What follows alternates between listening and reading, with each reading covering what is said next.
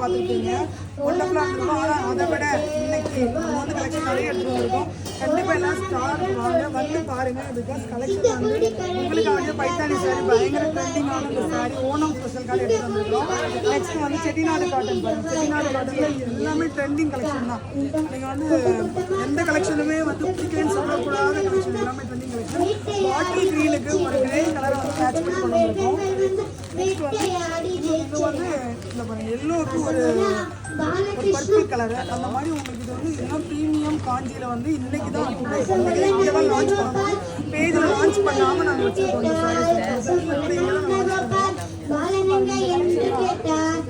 நான் சொல்லணும் அவசியமே இல்லை. பயங்கர ட்ரெண்டிங்கான மஸ்லின் ஜார்ஜெட்